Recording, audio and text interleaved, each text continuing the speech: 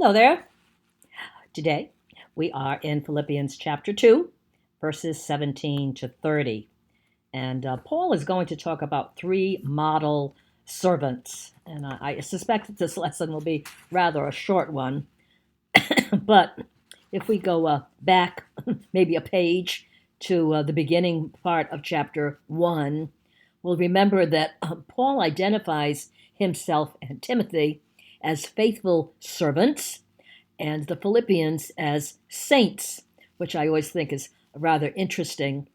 That Paul certainly he considered the Philippians to be fellow saints with himself, but he identified himself mostly as being a bondservant, completely 100% committed to the to Jesus Christ. This passage is about three different men: Paul himself, Timothy, and who Paul calls his son in the faith. Timothy has been with Paul for quite a while he's been a prisoner here in Rome, and Epaphroditus, who was the messenger who actually delivered the financial support that had been collected from the relatively poor Philippian church in order to help Paul live and continue his ministry while he was in Rome, imprisoned and chained to a Roman Praetorian soldier. Each of those men had something in common. They had each risked their health and their safety and certainly their freedom, as well as anything that might have been their own self-interests for the sake of spreading the gospel.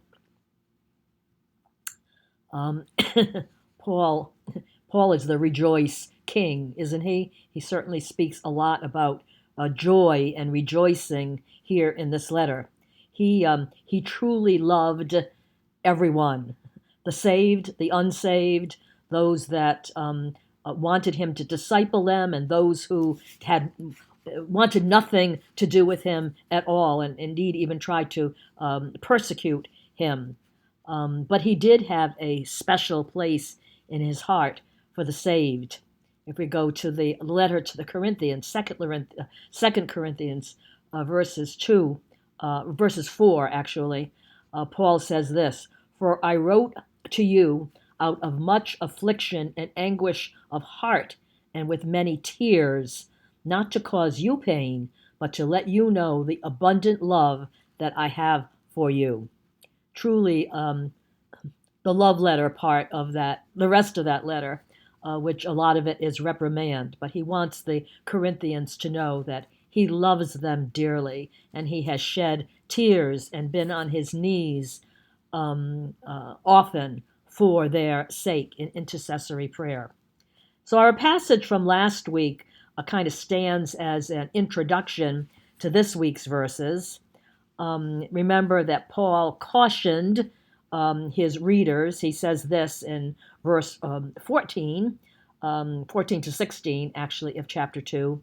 Do all things without grumbling or disputing. Remember that?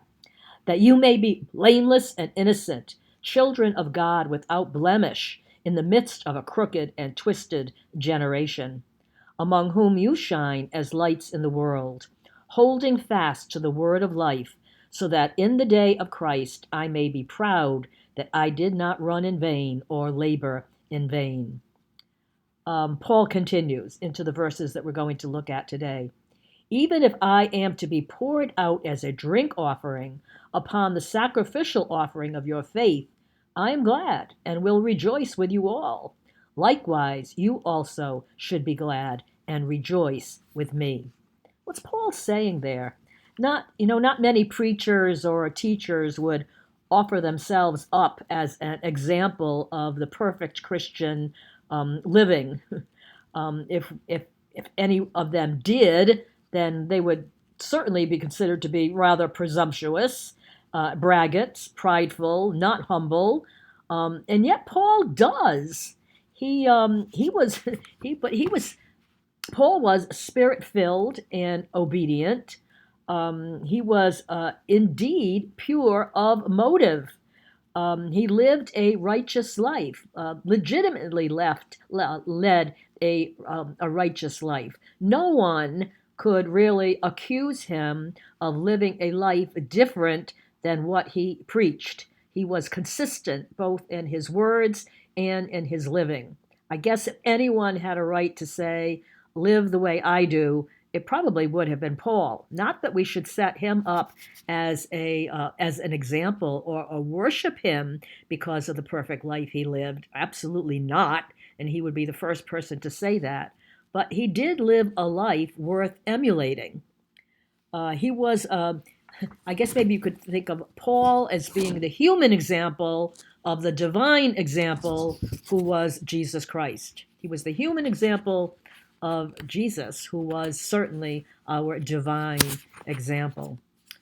The second model of a spiritual servant that Paul mentions is Timothy.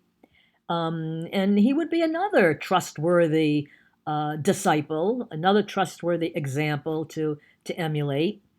At this point, Timothy's probably been Paul's a constant companion for about 10 years. This is what Paul says in verse 19.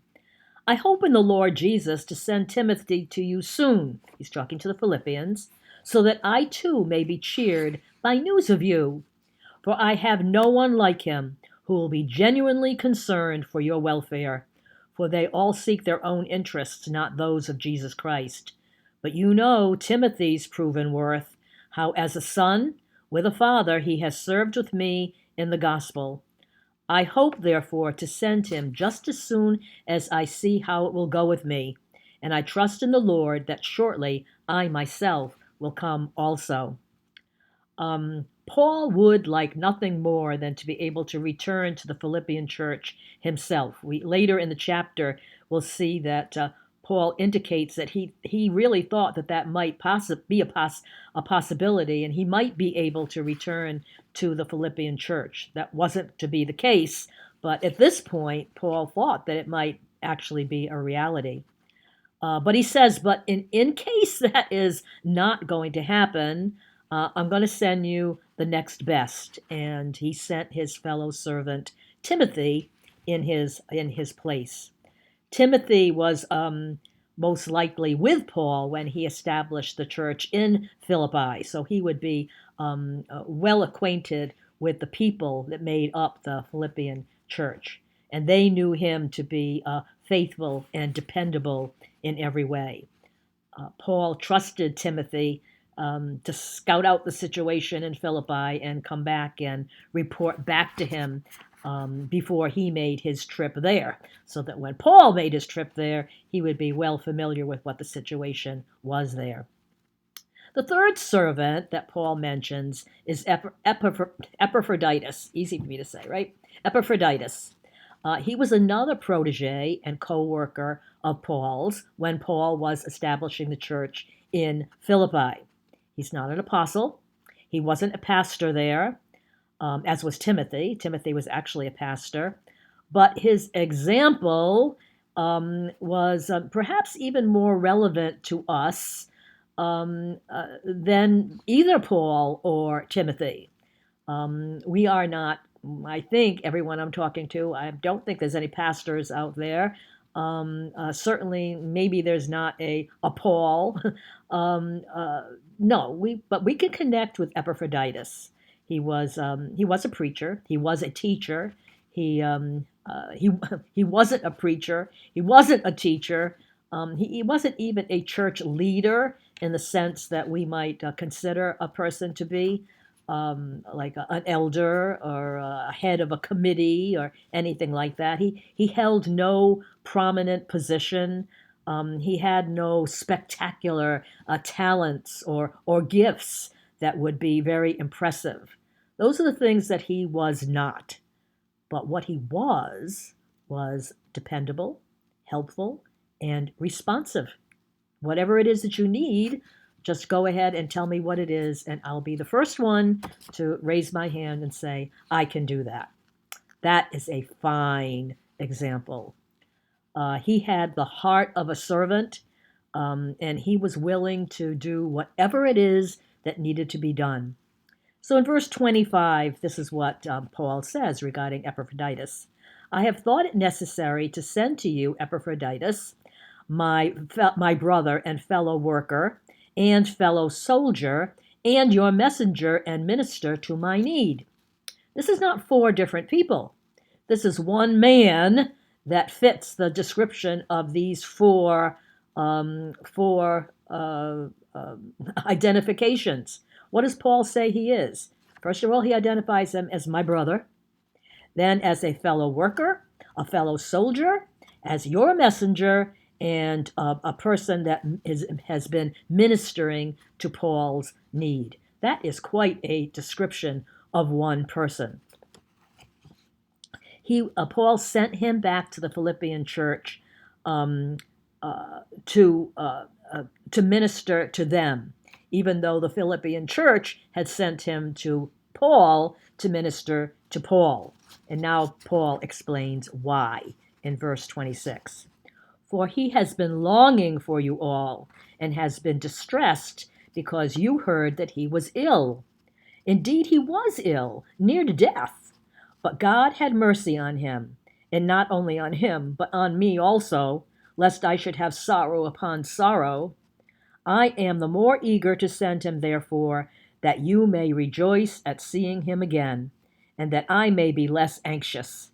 So receive him in the Lord with all joy, and honor such men, for he nearly died for the work of Christ, risking his life to complete what was lacking in your service to me. So by the titles that Paul gives him, we know that he was not homesick or bored to the extent that Paul was just going to send him home because he was no further use to him.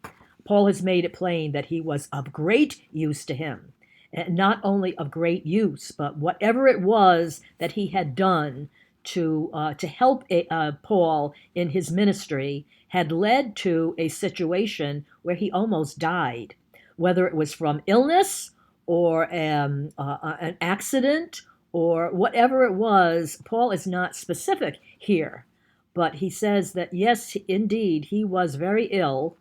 And I know that you Philippians have heard, you got a messenger that told you that he was very ill, and you have been very worried about him. And so I'm sending him back to you because I love you and I don't want you to be worried about him. And that will make me feel better knowing that you are not worried and that he is among those who I love him and will tend him. Evidently, the people of the Philippian church had heard that he was distressed. It's interesting that Paul was an apostle, and he had the gift of healing. And we actually do see that there are incidents, narratives that indicate that Paul did indeed heal a number of different people. But it's also interesting to note that he did not heal this man. He did not heal Epaphroditus. He did not heal Timothy. Timothy had evidently some severe digestive issues. And Paul suggests that he drink a little wine with his meal to help him settle his stomach. He didn't heal himself. He could have healed himself of that thorn in the flesh that he begged God to heal him of, and he did not. Now, whether that was because it is the end of the apostolic age here at this time, and those healing gifts were beginning to go away, we don't know. But in each of these cases, these men waited on the Lord. They asked for healing, but they waited for the Lord to go ahead and do that. And in the healing of Epaphroditus, Paul says that both Epaphroditus and Paul himself were blessed. Why? Because the healing came from the Lord. And so the praise went to the Lord. I think that is the issue.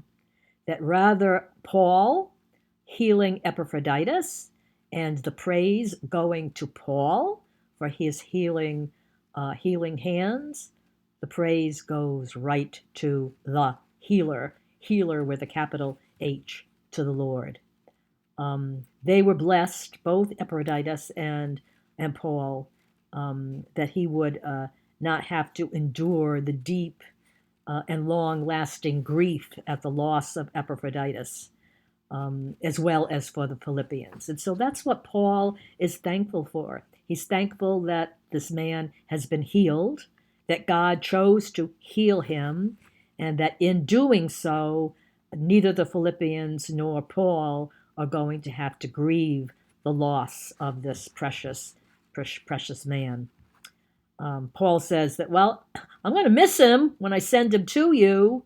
I am going to rejoice because he is back with those who love him. We don't know exactly. There are like more details missing from that story than are given, and yet the details that are given are the ones that we need to focus on and recognize. So we will be moving along in Philippians in our next lesson, and I pray that this week will be a blessing to you.